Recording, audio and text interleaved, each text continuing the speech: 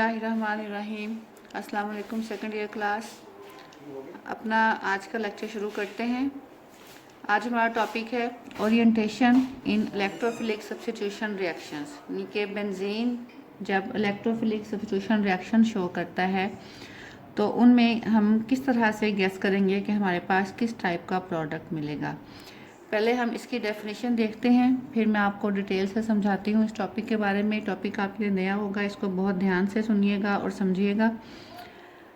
The process of determining the position of second substituent in the benzene ring with respect to the first substituent is called orientation. मेरे ख्याल में orientation की एक proper definition जो है आपकी book में शायद ना दी हो, तो आप इसको ज़रूर नोट कर लीजिएगा। The process of determining the position of second substituent in the benzene ring with respect to the first one is called as orientation। अब इसका मतलब मैं आपको समझाती हूँ। देखें, बेंजीन में आपको पता है कि बेंजीन जो है वो आसानी से इलेक्ट्रोफिलिक सब्स्टिट्यूशन रिएक्शन देता है, यानी कि बेंजीन की किसी भी एक हाइड्रोजन को हम किसी इलेक्ट्रोफाइल से रिप्लेस कर सकते हैं।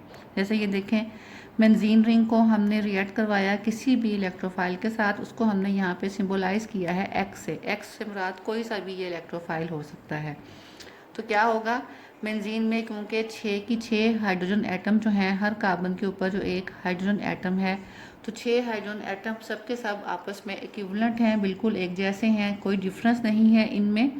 तो कहीं से भी एक हाइड्रोजन रिप्लेस करके आप कह लेंगे वहाँ पे जो आने वाला इलेक्ट्रोफाइल है जिसको हमने एक्स से सिंबलाइज किया था वो अटैच हो जाएगा, और जो हमारे पास प्रोडक्ट बनेगी इसको हम कह सकते हैं it is the mono substituted benzene, यानी कि ऐसा बेंजीन रिंग जिसपे कोई एक सब्स्टिट्यूएंट लगा हुआ है, जिसकी एक हाइड्रोजन जो है वो किसी दूसरे ग्रुप से रिप्लेस हो चुकी है। इसके बाद अब अगर हम इस मोनो सब्स्टिट्यूटेड बेंजीन में एक और इलेक्ट्रोफाइल सब्स्टिट्यूट करवाना चाहते हैं, यानी कि इस मोनो सब्स्टिट्यूटेड बेंजीन को हमने रिएक्ट करवाया एक दूसरे इलेक्ट्रोफाइल वाई के साथ। अब वाई ने जो है वो किसी जगह पे अटैच होना है। अब प्रॉब्लम ये है कि इस बेंजीन रिंग में जिसमें एक सब्स्टिट्यूएंट पहले से लगा हुआ है, अब इसकी जो बाकी 5 हाइड्रोजन एटम बचे हैं इसमें 5 के 5 इक्विवेलेंट नहीं रहे। ये 2 हाइड्रोजन सेम टाइप की होंगी जिनको मैं नंबर 1 कह रही हूँ, क्योंकि ये just adjacent to the substituent हैं।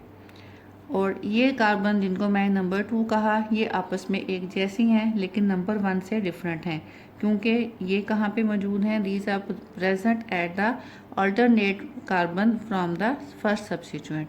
और उसके बाद ये वाली जो एक कार्बन जिसको मैं नंबर 3 कहा, ये एक डिफरेंट टाइप की कार्बन है, क्योंकि ये मौजूद है सब्स्टिट्यूएंट के बिल्कुल पैरेलल।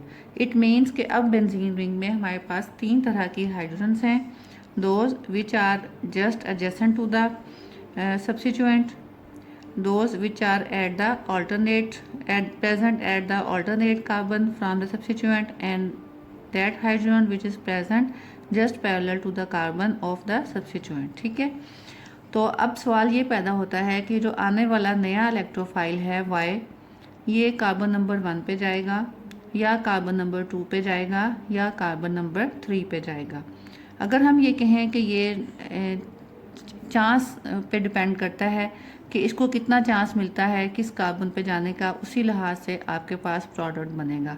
तो अगर ये प्रोडक्ट जो है वो स्टैटिस्टिकली चांस पे डिपेंड करता है, तो आप देखें नंबर 1 पोजीशन पे और नंबर 2 पोजीशन पे जाने के चांसेस ज़्यादा हैं एज़ कम्पेयर टू नंबर 3, क्योंकि नंबर 1 तरह की भी 2 कार्बन्स हैं, नंबर 2 टाइप की भी 2 कार्बन्स हैं।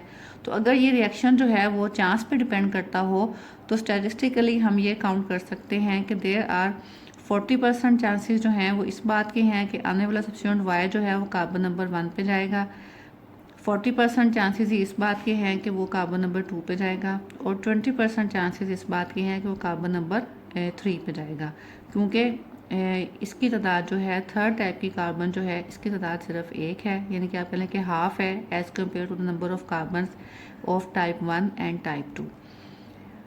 तो आपको पता है कि जब ये दोनों सब्स्टिट्यूएंट जो हैं दो एडजेसेंट कार्बन पे लगे हुए हों तो उसको हम कहते हैं आर्डो प्रोडक्ट। तो हम ये कह सकते हैं कि आर्डो प्रोडक्ट 40% बनने के चांसेस हैं अगर वाई जो है वो जस्ट स्टैटिस्टिकली चांस पे डिपेंड करता है।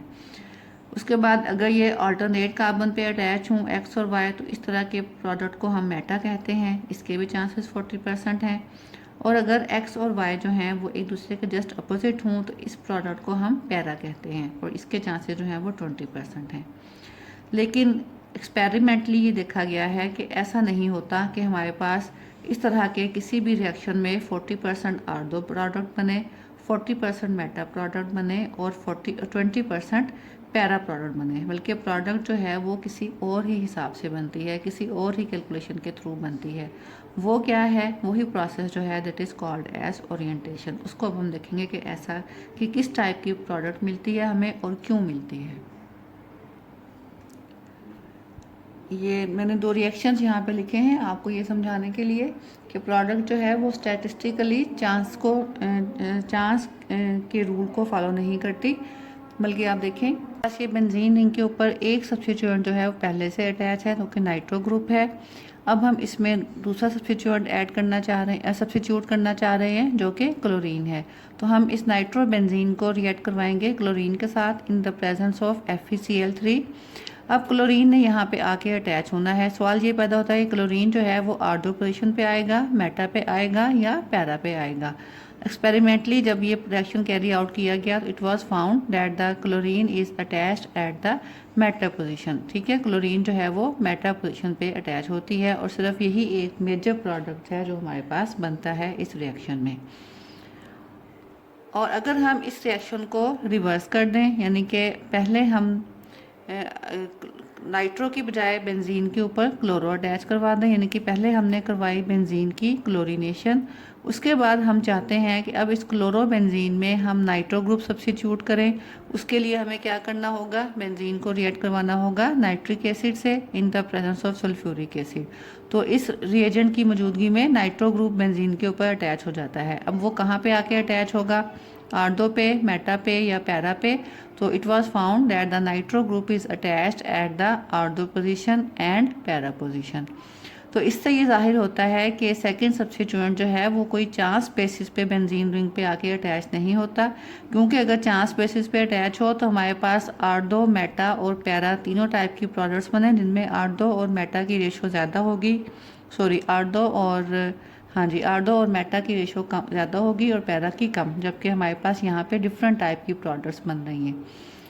तो यहाँ से ये पता चलता है कि एक्चुअली बेंजीन के ऊपर जो पहले से सब्स्टिट्यूएंट अटैच है, जैसे यहाँ पे नाइट्रो ग्रुप पहले से अटैच था और यहाँ पे क्लोरो ग्रुप, तो ये जो फर्स्ट सब्स्टिट्यूएंट जो बेंजीन रिंग पे अटैच है ये डिसाइड करता है कि आने वाला सब्स्टिट्यूएंट, सेकंड सब्स्टिट्यूएंट जो है वो कौन सी पोजीशन पे जाएगा। देखिए यहाँ पे नाइट्रो ग्रुप मौजूद था, उसने क्लोरो को जो है वो मेटा पोजीशन पे जाने पे फोर्स किया, जबकि यहाँ पे क्लोरो ग्रुप पहले से मौजूद था तो उसने नाइट्रो को आर्डो और पैरा पोजीशन पर जाने पे मजबूर किया। तो इन प्रॉपर्टीज़ की बिना पर हम डिफरेंट टाइप के जो इलेक्ट्रोफाइल्स हैं उनको दो ग्रुप्स में डिवाइड कर सकते हैं।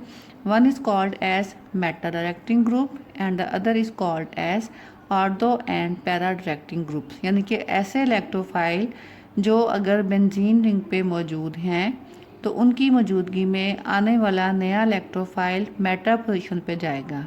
ऐसे इलेक्ट्रोफाइल्स को हम कहेंगे मेटा डायरेक्टिंग ग्रुप्स। उसकी एग्जांपल कौन कौन सी हैं, ये वाले ग्रुप्स मेटा डायरेक्टिंग ग्रुप्स हैं NR3 cyano group C triple bond N, carboxylic group COOH, aldehydic group CHO और RCO या इसको आप COR लिख सकते हैं कीटोनिक ग्रुप। ये सारी एग्जांपल्स ऐसे ग्रुप्स की हैं कि इनमें से अगर कोई भी ग्रुप बेंजीन रिंग पे लगा हुआ हो तो इनकी मौजूदगी में जब दूसरा ग्रुप आएगा तो वो लाजमन मेटा पोजीशन पे ही जाएगा, मेटा डायरेक्टिंग ग्रुप्स, इसीलिए हम इनको कहते हैं। यानी कि ये वो ग्रुप्स हैं जो आने वाले सब्स्टिट्यूएंट को मेटा पोजीशन की तरफ धकेलते हैं। डायरेक्ट करते मीन्स उसकी डायरेक्शन जो है वो मेटा की तरफ जो है वो उसको ऑफर करते हैं।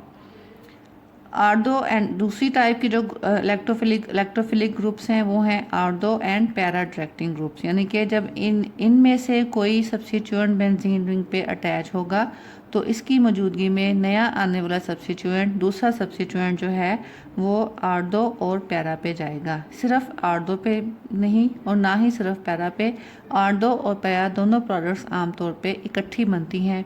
ये हो सकता है कि एक की तादाद जो है किसी एक प्रोडक्ट की रेशो ज़्यादा हो, दूसरे की कम हो, लेकिन अक्सर हमेशा आर्डो और पैरा दोनों साथ साथ बनती हैं। तो वो कौन से ग्रुप्स हैं जो बेंजीन रिंग के ऊपर अगर अटैच हैं तो वो आने वाले ग्रुप को या आने वाले इलेक्ट्रोफाइल को आर्डो और पैरा पोजीशन पर भेजेंगे।